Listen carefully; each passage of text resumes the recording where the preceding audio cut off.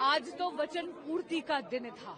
नारी शक्ति वंदन अधिनियम को लागू करवाने का दिन था, एक ऐतिहासिक दिन होना था।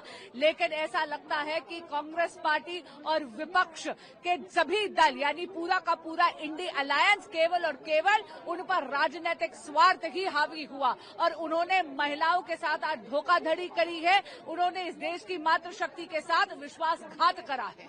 तो आगे अब क्या रणनीति रहेगी? आप देख लीजिएगा, मातृशक्ति का जो आक्रोश है उसका पात्र बना है कांग्रेस पार्टी और पूरा का पूरा इंडिया अलायंस। आगामी चुनावों में इन्हें मुंह की खानी पड़ेगी और हम जन जन तक इनकी धोखाधड़ी और विश्वासघात की गाथा एक एक मातृशक्ति के द्वार लेकर जाएंगे।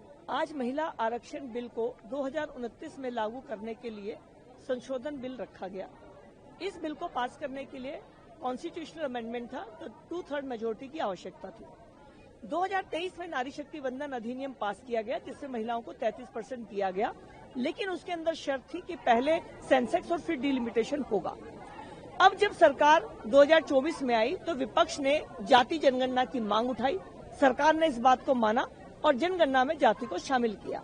अब इतने बड़े देश में जाति के साथ जनगणना और फिर डिलिमिटेशन में समय लग सकता था, लेकिन सरकार की इच्छा थी और प्रधानमंत्री जी का कमिटमेंट था कि 2029 में महिलाओं को 33% आरक्षण मिले, तो उन्होंने आज इस संशोधन बिल को पेश किया। लेकिन कांग्रेस ने हमेशा की तरह अपने सहयोगियों के साथ अनेक इस तरह की मांगे रखी जिसको केंद्र सरकार ने मान लिया, लेकिन उसके बाद भी उन्होंने इस बिल के खिलाफ वोटिंग करी और 2/3 की मेजोरिटी न होने के कारण ये बिल, जिसमें कि महिलाओं को आरक्षण लागू होना था, वो गिर गया और देश की बहनों के साथ ये बहुत बड़ा आज धोखा हुआ है। See, it shows how Congress or India Alliance, how they are, and they are totally against women reservation and delimitation, which is useful for the country and which is useful for the women of the country. And I don't know, maybe they are not interested in protecting the women or encouraging the women. And you have seen Rahul Gandhi ji's also, you have seen his speech there. And I can, I call him, he is called our Modi ji as a magician, but I can call him as a joker. That's it. Does the women give befitting reply to the opposition? Yes. Yes, definitely they will be giving, and already the reply will be, I think Amit Shah ji has given directly or indirectly, he has given the reply to them, and definitely even Telugu Desam party will also be giving reply to them. बहुत ही, मुझे नहीं लगता इससे दर्दनाक और शर्मिंदगी भरा कुछ ऐसा कभी इससे पहले अंदर हुआ है संसद भवन में। सारी बेटियों का, महिलाओं का मनोबल जो है गिरा कर रख दिया है, तोड़ कर रख दिया है। और इतनी मुझे नहीं लगता इस तरह की उम्मीद किसी ने भी विपक्ष से की थी। और मुझे लगता है, मुझे तो एक पर्सनल लॉस ये महसूस होता है और I feel so terribly bad कि आज हमें ये इतना शर्मनाक दिन देखने को मिल रहा है।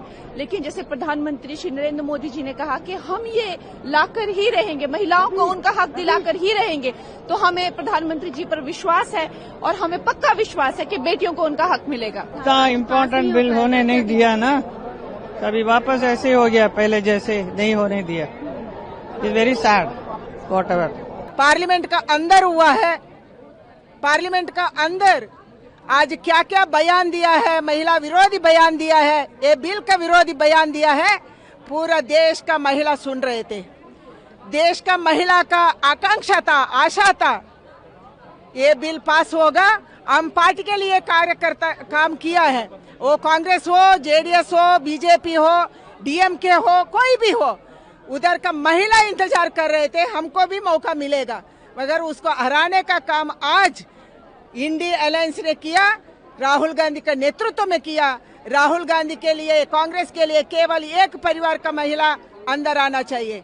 इंदिरा गांधी, सोनिया गांधी, प्रियंका गांधी वो सब आ सकते हैं, मगर उसका कार्यकर्ता लोग इधर नहीं आना। ये कांग्रेस है, ये इंडिया अलायंस है, उसको ऊपर जरूर हम कार्रवाई करेंगे। हम पूरा देश में इसका खिलाफ लड़ेंगे।